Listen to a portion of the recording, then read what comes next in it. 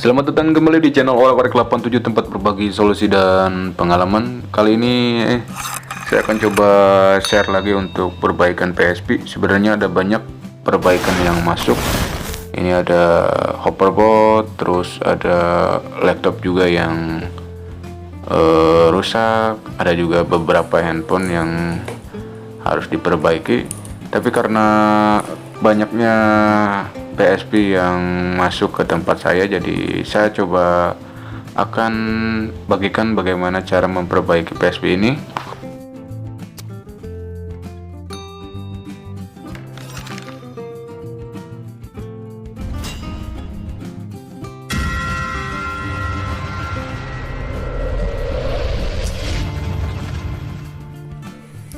Kerusakan kali ini tidak jauh dari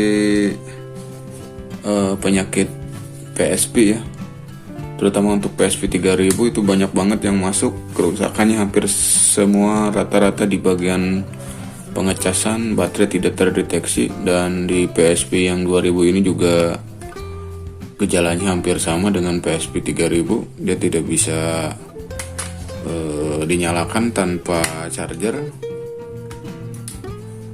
Oke, seperti itu. Tapi kalau dicas sambil dicolok sama charger dia bisa ya. Nah, dia connect, warna charger untuk mengecasnya dia juga ada. Kita nyalain juga, dia nyala normal.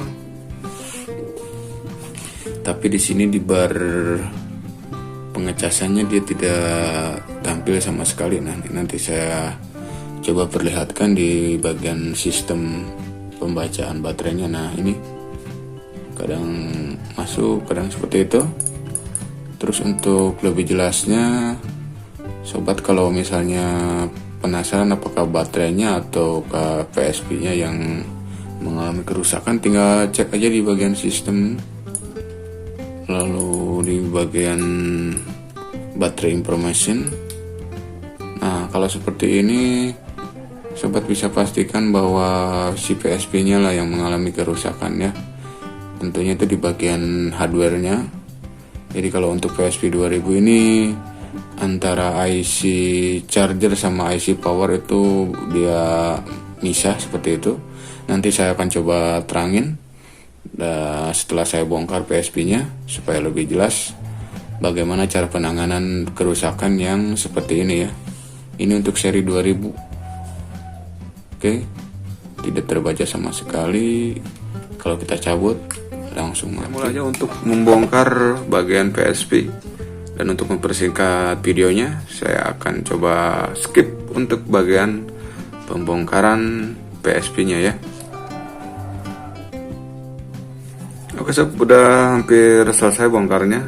Saya mau bongkar ke bagian, dicek bagian mesinnya langsung, terutama di bagian IC power sama IC charger. Nanti juga ada bagian yang saya akan cek yang belum saya share. Nah, ini sebelum saya lanjut ke pengecekan motherboardnya, sobat, saya mau nyalain lagi supaya sobat juga tahu bahwa ini adalah PSP 2000 yang motherboardnya yang saya perbaiki itu sama gitu. Jadi nggak ada yang diganti atau ditukar seperti itu. Jadi supaya sobat-sobat semua juga percaya bahwa yang saya perbaiki itu adalah benar-benar PSP yang terkendala. Nah, untuk mengeceknya saya coba lari ke sistem lagi. Dari sistem, nah ini tinggal kita nickname-nya, terus kita lihat versinya.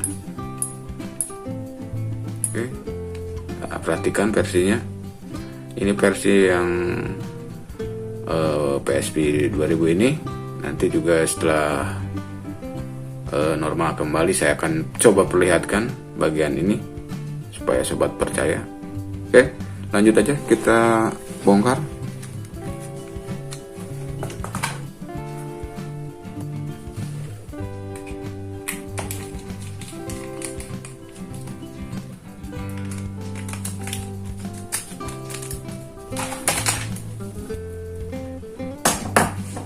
Seperti ini sob keadaan motherboard dari PSP 2000 yang saya bongkar. sebelum kita cek menggunakan apometer bagian komponen yang mungkin mengalami kerusakan, kita lihat dulu di bagian fisiknya ya. Nah, ini bagian depannya. Jadi yang sering terjadi kerusakan itu adalah di bagian belakangnya. Oke, saya sedikit jelaskan untuk bagian PSP 2000. Yang ini adalah IC charger, terus yang ini adalah IC power. Nah, kedua IC ini adalah IC yang paling erat hubungannya dengan masalah pengecasan atau baterai yang tidak terbaca seperti itu. Oke. Nah, ini IC charger. Nah, ini yang berperan penting banget. Terus ini IC powernya. Dan bisa diperhatikan bagian bawah, ini adalah bagian CMOS-nya. Bagian yang untuk save data, setting kecerahan dan lain-lain itu dia di sini. Nah, ini perannya sangat penting banget, terutama untuk bagian on off juga sering terjadi masalahnya di bagian CMOS. Dan CMOS-nya ini ada sedikit karat, jadi saya akan coba bersihkan. Lalu saya akan coba memberikan trik supaya CMOS ini bisa bersih dan bisa dipakai kembali tanpa harus diganti ya. Langsung aja kita copot menggunakan solder shop. Jadi kita tambahkan bagian kaki CMOS-nya menggunakan timah. Ini tujuannya supaya si baterai CMOS-nya gampang untuk diangkat daripada kita memakai blower yang harus nantinya bisa kemana-mana suhu panasnya. Dan ini adalah proses pengangkatan baterai CMOS.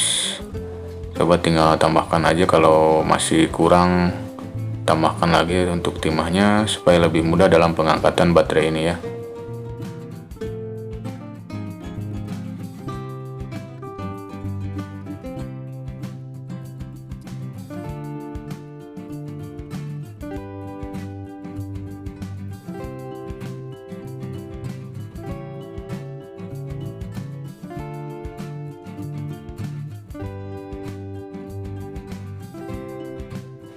Oke, udah tercapai seperti ini. Kita akan coba langsung membersihkan karat yang nempel di pinggir-pinggir baterai ini.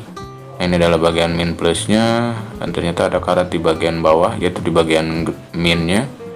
Oke, saya coba membersihkan pakai cutter dulu, dan untuk jalurnya juga saya akan coba bersihkan supaya tidak ada karat yang nempel di bagian kaki-kaki CMOS-nya setelah nanti dipasang kembali ya. Dan ini saya coba bersihkan menggunakan cutter. Untuk tadi yang berkarat itu kita krik-krik seperti ini, dan tujuannya untuk menghilangkan bagian karat aja ya. Oke, setelah dirasa bersih, kita siapin charger desktop yang seperti ini yang bisa saya gunakan untuk keperluan yang lain-lain. Dan ini saya gunakan juga untuk mengembalikan tegangan baterai CMOS-nya, karena setelah saya cek si baterai CMOS-nya cuma dapat 0,20, yang tegangannya sangat kurang banget. Untuk proses penempelannya silahkan lihat. Ini adalah proses penempelan baterai CMOS ke charger desktop. Min plusnya bebas, kanan kiri juga itu sobat bebas ya. Dan saya tambahkan untuk kabel jumper, ini tujuannya untuk menempel ke kaki-kaki CMOS-nya aja. Oke, setelah nempel, setelah disolder seperti ini, seperti biasa kita colokin si chargeran ini ke stop kontak listrik langsung. Tunggu beberapa menit, saya sih sekitar 30 sampai 1 jam aja tunggu, supaya baterai CMOS ini kembali lagi tegangannya ya.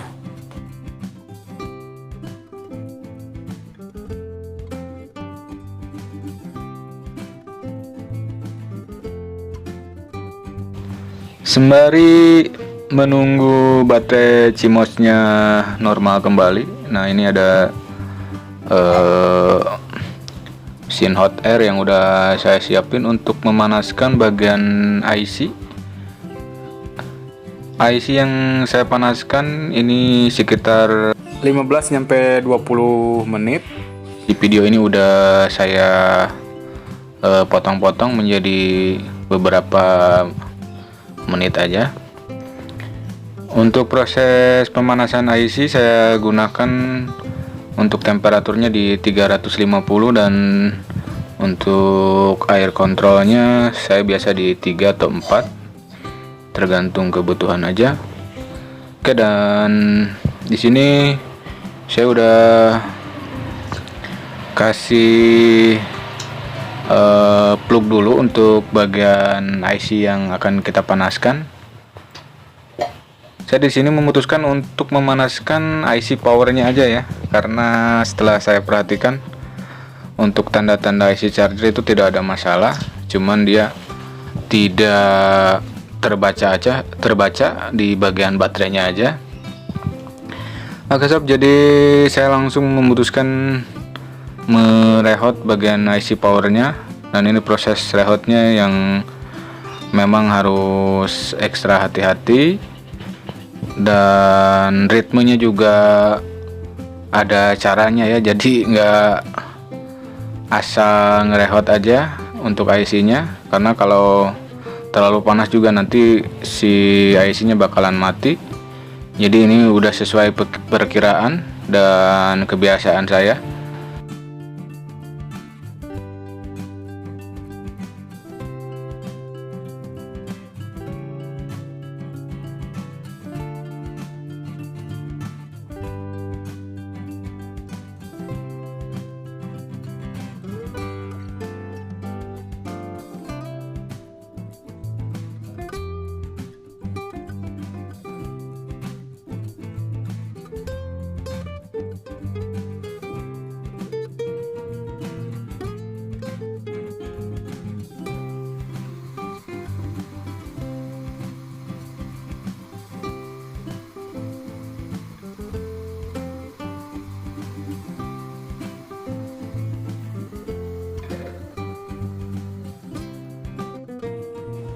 Ini udah selesai direhot untuk IC powernya, dan untuk IC charger kita nggak usah rehot aja, karena berdasarkan pengalaman kalau si baterainya yang tidak terbaca tapi di on dia masih bisa on normal, ini kemungkinan besar ada di bagian IC powernya dan baterai CMOS-nya aja ya. Nah, baterai CMOS-nya lagi di desktop.